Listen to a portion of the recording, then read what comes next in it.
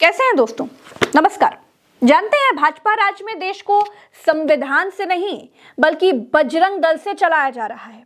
बजरंग दल के गुंडे ही अब कानून है, बजरंग दल के गुंडे ही संविधान है और बजरंग दल के गुंडे ही पुलिस हैं।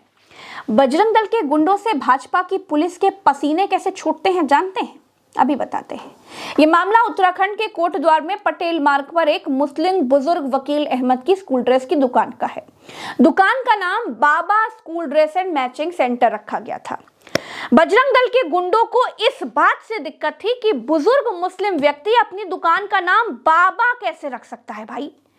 बजरंग दल के गुंडे दुकान के बाहर बवाल काटने लगे। बाबा नाम से मुसलमान अपनी दुकान नहीं चला सकता, इसके विरोध में वो लोग बिल्कुल गदर काटने लग गए।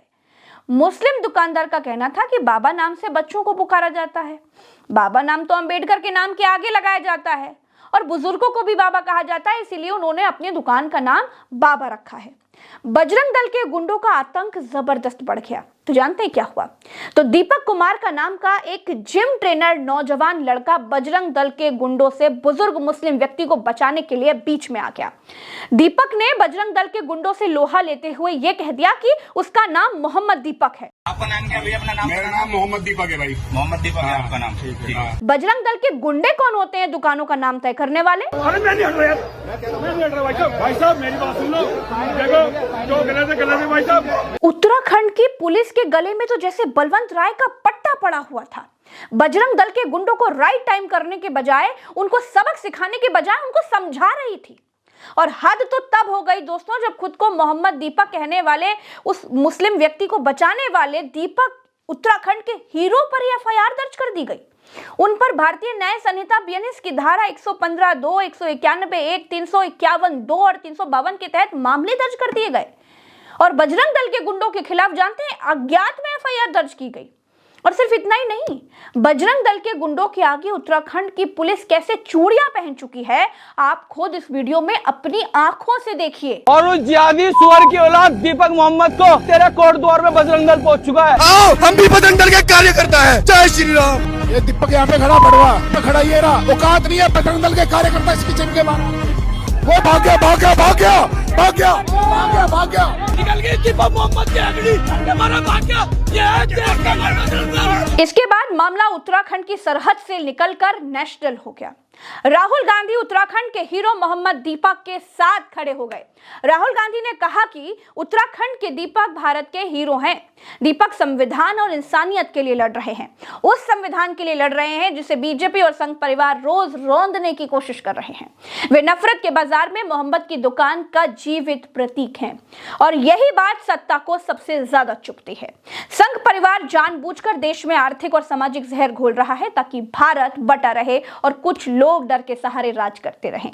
उत्तराखंड की बीजेपी सरकार खुलेआम सामाजिक ताकतों का साथ दे रही है जो आम नागरिकों को डराने और परेशान करने में लगी हुई है। नफरत, डर और अराजकता के माहौल में कोई भी देश आगे नहीं बढ़ सकता। शांति के बिना विकास सिर्फ एक जुमला है। हमें और दीपकों की जरूरत है जो झुके नहीं, जो डरे नहीं और जो पूरी ताकत के साथ संविधान के साथ खड़े रहें। हम तुम्हारे साथ हैं भाई, डरो मत, तुम बब्बर शेर हो। दोस्तों, दीपक को जन्म देने वाले माता पिता समेत आज पूरे उत्तराखंड को देश के हीरो दीपक पर गर्व हो रहा होगा। मैं सभी साथियों को बोलना चाहता हूं, अपने जो मुझको इतना प्यार दे रहे हैं और मेरा इतना सम्मान कर रहे हैं, मैं उनको ये बोलना चाहता हूं कि अब अपना ध्यान रखिए।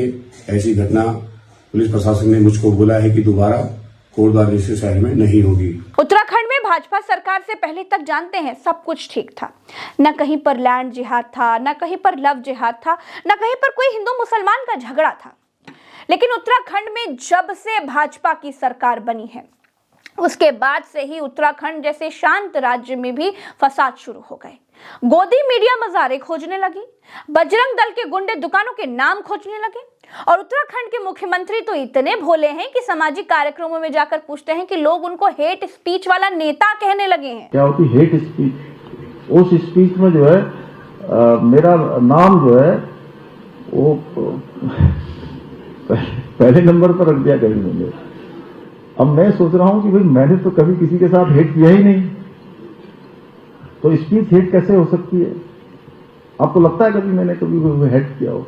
दोस्तों, अगर बजरंग दल के गुंडों को पालने वाली भाजपा को लगता है, अगर इन सब के लीडर प्रधानमंत्री जो सऊदी दुबई में मुसलमानों के गले लिपट लिपट कर मिलते हैं, ईसाइयों के देशों में जाकर चक्कर काटते हैं, उनको ये नियम ना बना देना चाहिए कि मुसलमानों को भारत में व्यापार करने की इजाजत नहीं है। हिम्मत करने की हिम्मत नहीं है। इसीलिए चोरों की तरह, कायरों की तरह, लंपटों की तरह, उच्चक्कों की तरह इस देश में चोरी छुपे मुसलमानों पर हमले कराना बंद कर दीजिए, समझे? चलते हैं, इस वीडियो को शेयर कीजिएगा ताकि यह संदेश हर किसी तक पहुंच जाए। नमस्कार, राम राम, दुआ सलाम, जय हिंद।